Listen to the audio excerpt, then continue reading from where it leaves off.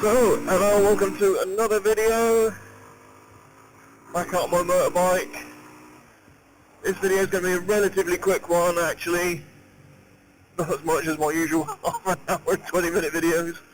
But basically, what I'm doing is I've just bought a Freedcom headset, and I'm just giving it a whirl really to see how it works. Yeah, this is all new, so the camera's still the old one, but I don't really have a problem with the camera. But the microphone, I mean, I was literally using the Samsung headphones that you get with your phone, and that was starting to get really annoying. Mainly because earbuds, trying to take them out afterwards was really painful. You know, you're always pulling them by the cable to get them out of your ears before you take them out your helmet, because when you took them out your helmet, they would push into your eardrums, and that ain't pretty, and my ears swelled up. So I was actually just using it as a microphone just by tucking it onto the chin thing I've got on my helmet. Whereas this Freedcom thing has speakers in the helmet, so you can listen to music or whatever. Not that I'm going to.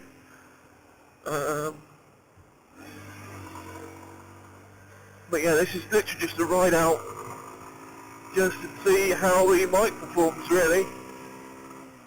Performs well in the house, but then in the house and on a bike, when you got all the wind, is a bit different. I mean, it's got a lot of ambient noise, which I'm guessing is the wind. The microphone is kind of tucked in out the way of my helmet, and my voice is quite loud compared to that ambient noise. So, just hoping that everything's okay. As a review then, I've got an HAC helmet. I forget which one, but it does have the pockets in. Even with the pockets in, the speakers are pushing against the tops of my ears, which isn't particularly comfortable. I could do with almost like narrower speakers. I don't know what the volume is going to be like when making a call. We'll cross that bridge when we come to it, I guess. Okay, so what I'll probably do is I'm going down to the cow shop. So what I'll probably do is go down there, pull the cameras, ride back somewhere with the music on, so I won't be recording this.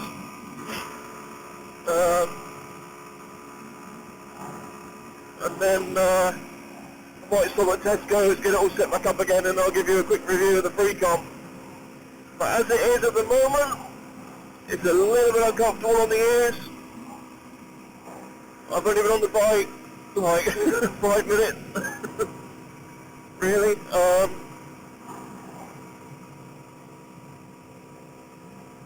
So we're going to have to see how it feels after a little while. I can't see it being comfortable after an hour or so, but maybe by then your ears would have gone numb anyway. Or it would have settled in, I don't know. Who knows?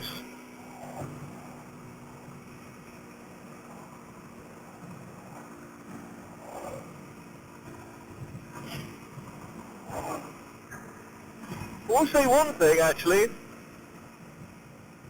About the ISCA, so I am currently on 2,700 miles. Something like that. Bloody lockdown. And the bike has really settled in now. It's got about as much power as it's ever going to have. I've been looking after it. It's serviced on schedule, slightly ahead of schedule. It gets washed, it gets looked after. And to be honest, the suspension's worn in a bit. So it's a little bit more bouncy.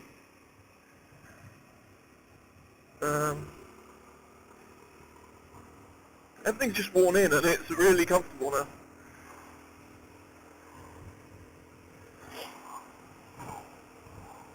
follow this truck.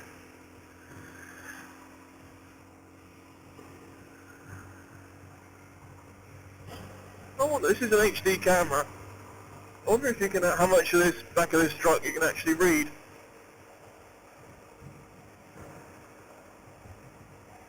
Oh, I don't like being boxed. When I get a big bike, I'm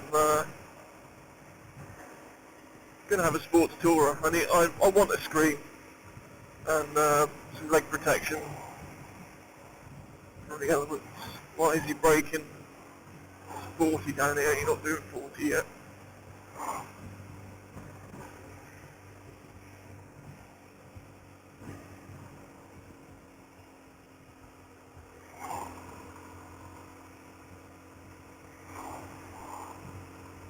Back when I was a kid, I had gone for that at 50 miles an hour past this truck.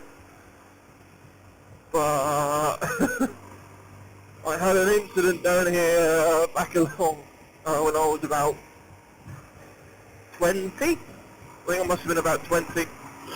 And I was overtaking a tanker on a 125, and I didn't realise there was a bus coming the other way, and it happened to be that I was far enough along the tanker that braking well, I was accelerating flat out anyway. There was no way I was going to go any quicker. Braking wouldn't have done anything really. So I pretty much closed my eyes and prayed that there was enough room on the white lines for an idiot on a moped in between a tanker and a bus. And that scared the living shit out of me, I'll be honest. So I tend not to do that kind of thing on a 125. Because it scares the shit out of me, I'll be brutally honest. So that, and it just hasn't got the power what this one has. So unless it's an old lady, got a leaf, free leaf. Unless it's an old lady who is 30 and a 50 and I'm cruising up behind her really fast, I'm not gonna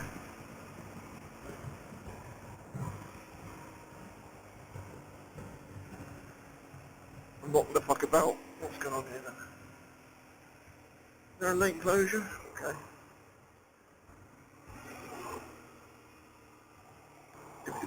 God, my ears hurting already.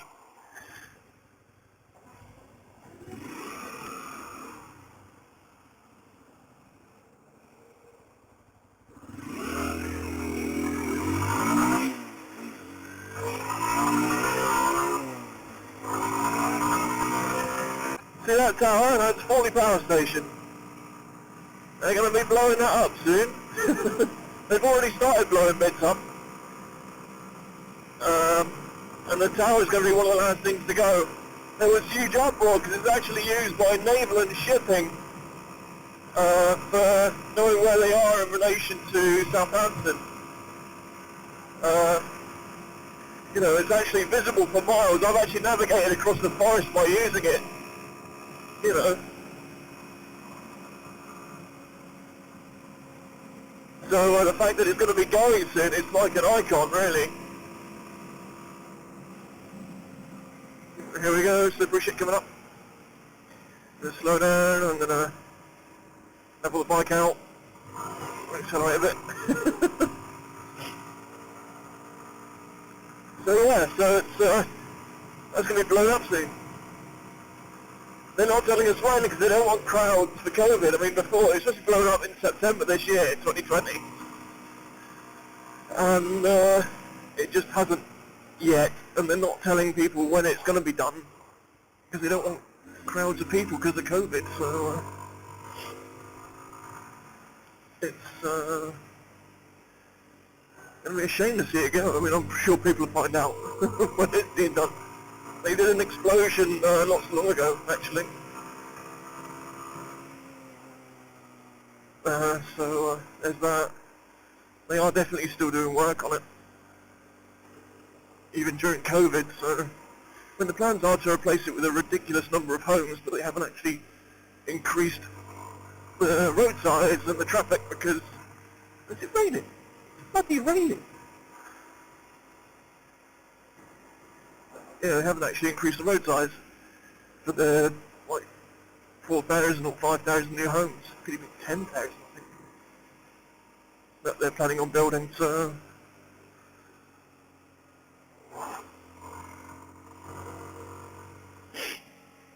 You know, it's all very contentious around here for that particular build. Right.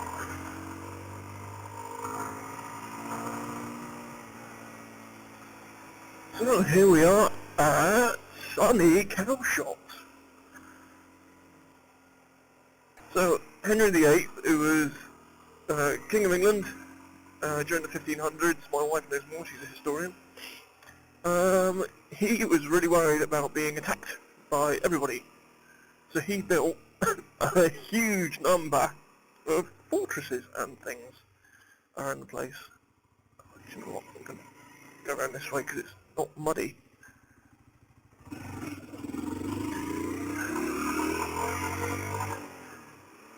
Yeah, so he built loads of fortresses, so there's two things to show you down here that you might not be aware of. This massive speed bump here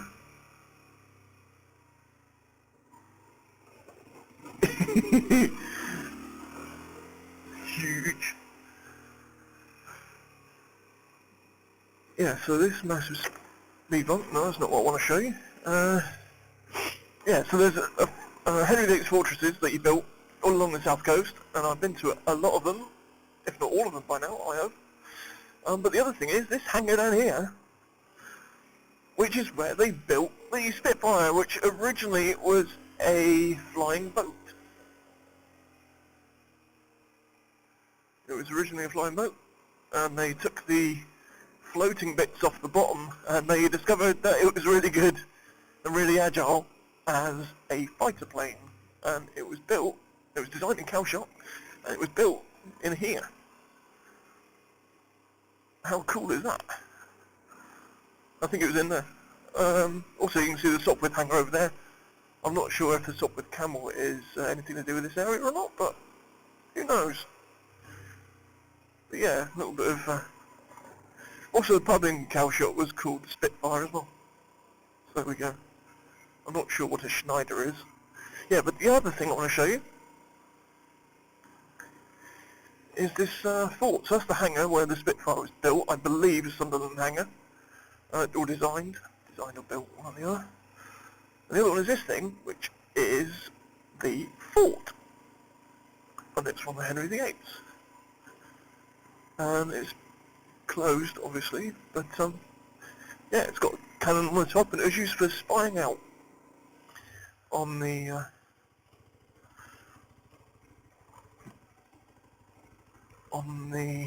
Solent to make sure there were no French ships coming in. Oh, I'm neutral. There we are. Right, okay. So yeah, that's this over here is Henry VIII. Oh, up there. It's Calshot Castle. Okay, well, that's it for this half of the video. Okay, so sound. So I played some music. It's got a built-in FM radio. I just used that because, to be honest, the MP3 quality is going to be relatively similar. Volume is okay. I'm not going to be using this for music, but to be honest, if you're going to listen to music on it, this is a compromise. Let's be honest. Maybe helmets that are designed for having earpieces in might be a little bit better.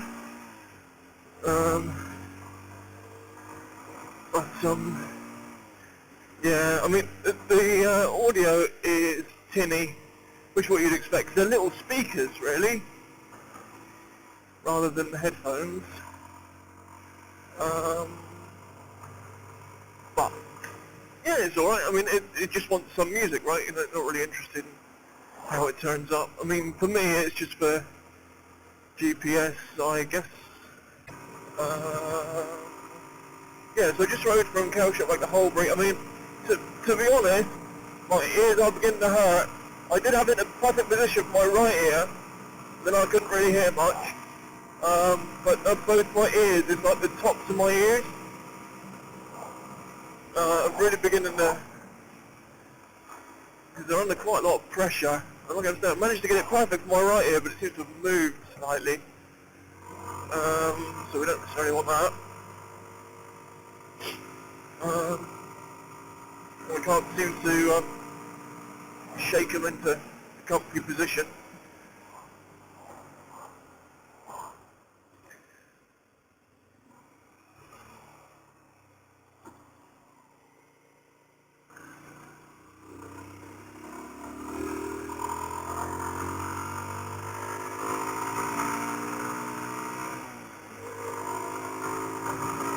So there's that.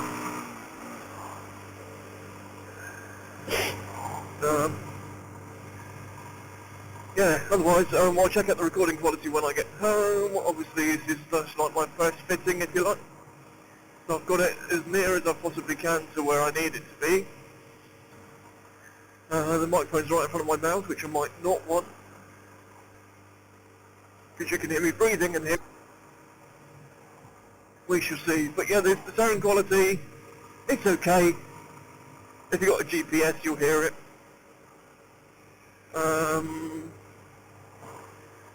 Yeah, I mean, my helmet's okay. It's got these two little pockets for putting speakers in. I wish the speakers were like a millimetre, maybe a little thinner. Just a itty bit. That would be nice.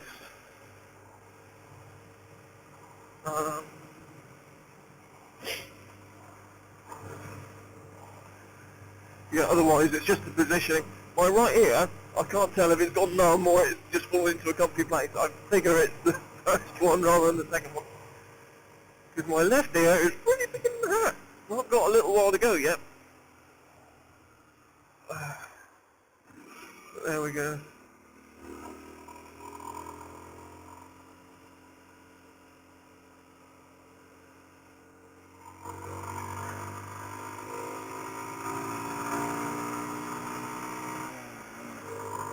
Yeah, so there we go.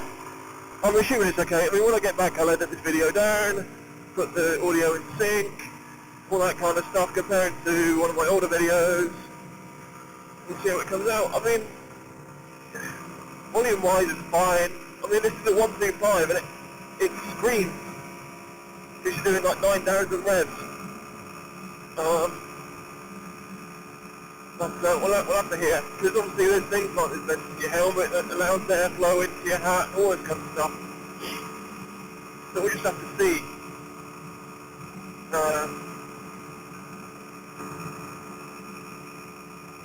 Yeah, it's just the Freedcom thing, it's on Amazon for about 50 quid. I reckon it's probably worth 50 quid. It allows you to connect up to two other Freedcom headsets, or two other headsets I think, it doesn't have to be Freedcom. Like I said, for me, not very comfy. Might have to jiggle it around a bit.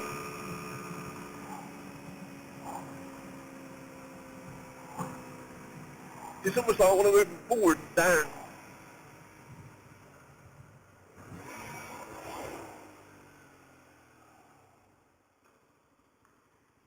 That's what I want to do, but the helmet lining doesn't allow me to do that.